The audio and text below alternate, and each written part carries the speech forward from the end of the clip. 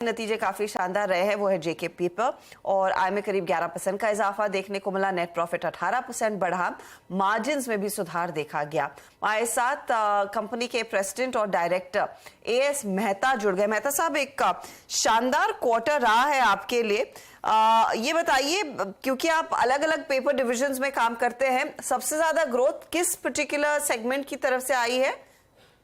देखिए, ये जो कंसोलिडेटेड रिजल्ट आप देख रहे हैं इसमें थोड़ा सा मैं ये कहना चाहूंगा कि इस बार इस क्वार्टर में कोरुगेशन बिजनेस का कंसोलिडेशन हुआ जो लास्ट ईयर नहीं था।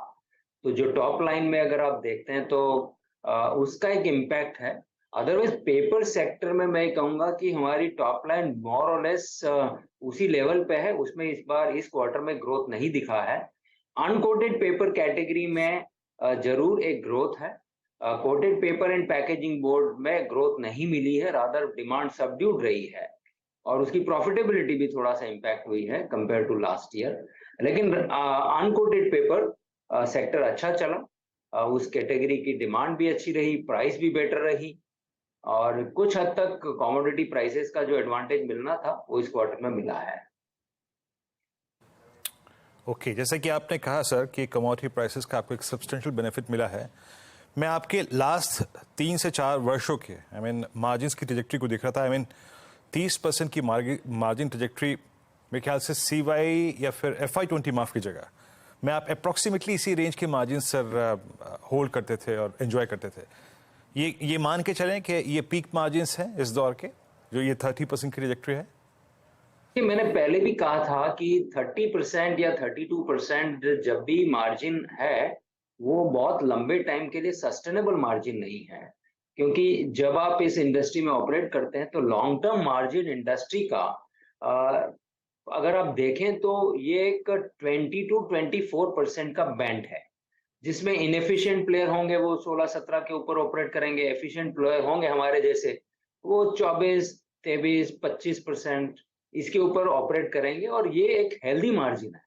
उसके ऊपर 24% एबिटा भी जब मिलता है तो ऑन इन्वेस्टेड कैपिटल के ऊपर जो return on capital employed workout होता है वो डिसेंट होता है। सो ये मार्जिन भी डिसेंट मार्जिन है।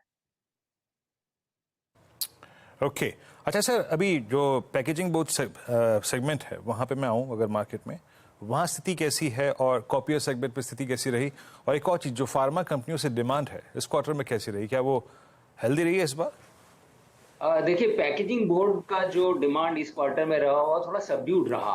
उसमें दो फैक्टर थे, एक तो फार्मा सेक्टर और दूसरा एफएमसीजी सेक्टर। मुझे लगता है कि दोनों सेक्टर की जो ग्रोथ हम ट्रेडिशनली देखा करते थे कि 8 to 10% की ग्रोथ दिख जाती थी और इस क्वार्टर में वो ग्रोथ दिखी नहीं। इनफैक्ट पैकेजिंग बोर्ड की हमारी जो वॉल्यूम है वो लास्ट ईयर के कंपैरिजन में ड्रॉप हुई है।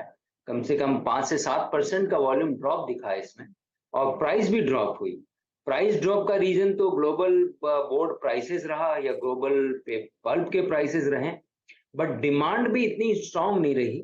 लेकिन अब लगता है कि जो फेस्टिव सीजन शुरू हो जाता है अपने यहाँ, रक्षाबंधन, उसके बाद दशहरा की तैयारी, उसके बाद दिवाली की तैयारी, उसके बाद न्यू ईयर की तैयारी, तो अगस्त से उसकी पैकेजिंग बोर्ड की डिमांड ठीक आनी शुरू होती है। एंड फार्मा सेक्टर भी अब क्योंकि post monsoon and during monsoon मेरे ख्याल से फार्मा सेक्टर भी ठीक चलता है, तो अब लगता है कि अगस्त से डिमांड पैकेजिंग बोर्ड की ठीक आनी चाहिए। जी बहुत बहुत शुक्रिया आज हमारे साथ जुड़ने के लिए और बात करने के लिए हमारे साथ। एक बार जरा